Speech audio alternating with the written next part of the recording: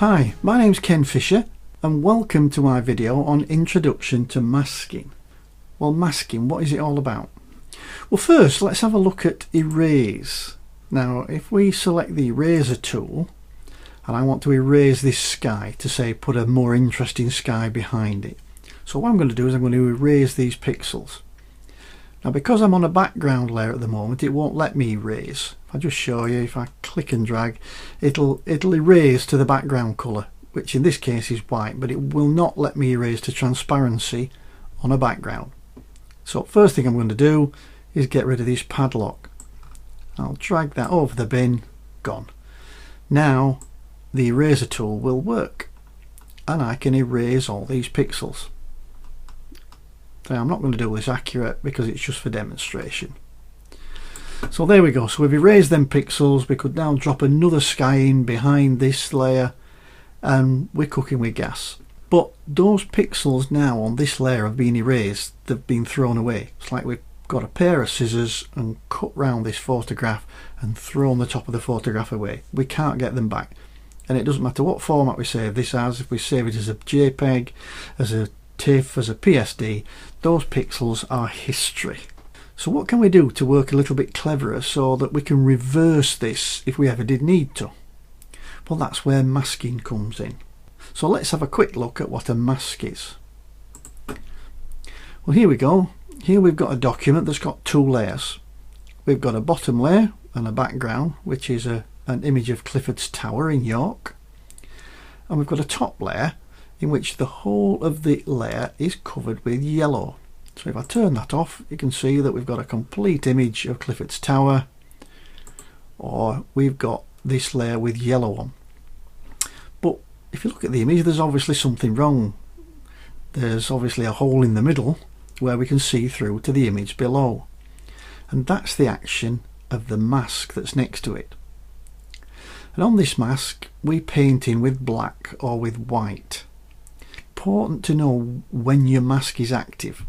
So, and this is indicated by this little line that goes round it. So at the moment the mask is active if I click on it. If I click on the image, here the image is active. And it's important to know this because if you don't want to be painting on your image with black or white, you need to be painting on the mask. So always keep your eye peeled that if you are working on a mask, that it does have this line round, and you just get that by just clicking on it. Now here we can see that anywhere that's white on this mask, we can see the yellow of this image. So you can see here, this is where the white is on the mask. Anywhere that's black on the mask, we can see through to the image underneath.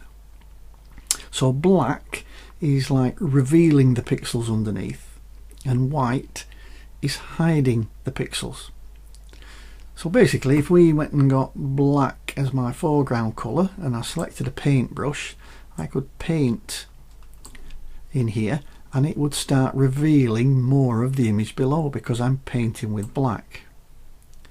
If I decided that was wrong, then what I could do is swap my foreground and background colours round and paint with white, and that paints it back in again.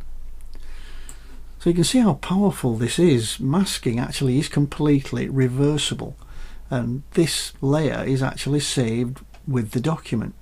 So if at any time in the future you change your mind, you can. And you can paint back in the pixels because it's not erased them, it's just made them invisible.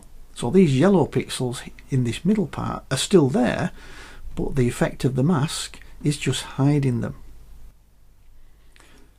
So let's just have a little bit of a recap. If I change my foreground colour to black, I select my paintbrush and I paint on my mask, I will reveal what's underneath. If I change my foreground colour to white and paint on the mask, I will bring back the colour, so I'll bring back the yellow. So if I paint with white, I'm now bringing back the yellow where the white is. And if I want to reverse that, all I do is I swap my foreground colour to black and paint that out again. Really powerful technique, masking. Okay, that's it. Hope that was helpful. I'll see you in the next video.